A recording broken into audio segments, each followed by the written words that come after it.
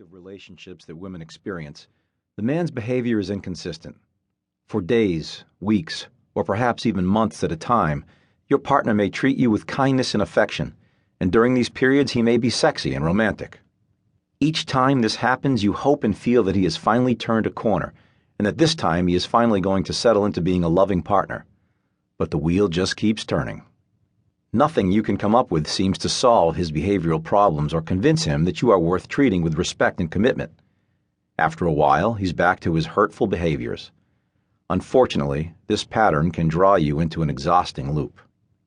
If what I am describing feels familiar to you, this book will speak to your situation, whether or not you think of your partner as angry or controlling. The reality is that when a man devalues his partner, his behavior always ends up having the effect of controlling her, even if control isn't his main goal. You can mentally substitute the word devaluing whenever I say controlling or abusive, and most of what you find in these chapters will still make perfect sense. The sections in this book follow 7 themes, one for each day of the week. Clarity. These help you to recognize and understand your partner's unhealthy behaviors, and help keep him from confusing you or blaming you for his actions. Surviving to thrive. These focus on helping you to manage the challenges of day-to-day living in your current circumstances. The philosophy behind these pieces is that you need to stay well today in order to build that great future tomorrow. Healing. These are about approaches to healing your spirit from the wounds you have received as a result of your partner's mistreatment of you, and perhaps other wounds from previous life experiences. Your own best friend. These are about improving your relationship with yourself. The goal here is to help you to be kind and patient with yourself, to steer you away from self-blame, and to strengthen your belief in your own goodness and competence. Staying connected. These are about breaking out of isolation and improving your relationships with people other than your partner, such as your friends and relatives. One of the greatest challenges for a woman in a destructive relationship is figuring out how to stay connected to the world. Guiding children. These are about how to value yourself as a mother, how to help your children have the highest possible quality of life, and how to increase your enjoyment of the time you spend with your kids. If you don't have kids, you can skip these, but you may find them interesting to hear nonetheless. Each new day. These focus on bringing you strength and inspiration. They often include ideas for more satisfying ways to approach daily life, without necessarily being specifically connected to the challenges of dealing with a controlling or abusive partner. Each piece ends with a sentence or two that captures what I most hope you will take inside of yourself from the ideas I have just covered.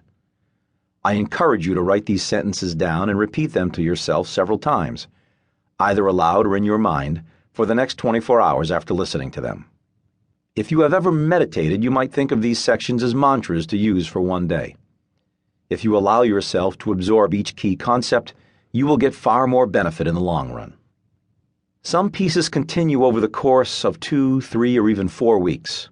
So if, for example, you are listening to a piece that's in the Surviving to Thrive category, and it says, "This is part 1, then 7 days later, when the next Surviving to Thrive piece comes along, you'll find the continuation. Finally, I want to be clear that this is not a book about how to get out of your relationship, though it can help lead you in that direction if you wish.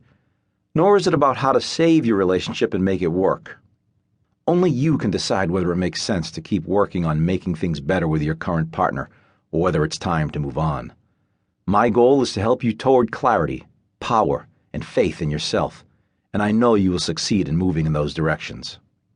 Where you go with your new power is up to you, and I respect the choices you make. As you listen, you will find occasional references to other books of mine, including Why Does He Do That? When Dad Hurts Mom, and Should I Stay or Should I Go? Why Does He Do That? Explains what the controlling, angry, or abusive partner is up to. It was recently described to me as the controlling partner's playbook, meaning that it reveals the tricks of your partner's behavior and the thinking that is behind them. It has become the most read book in the United States on abusive relationships.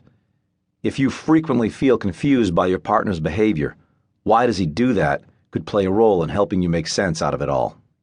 However, you do not have to have read that in order to use this book of daily wisdom. Each concept is explained adequately here, and I don't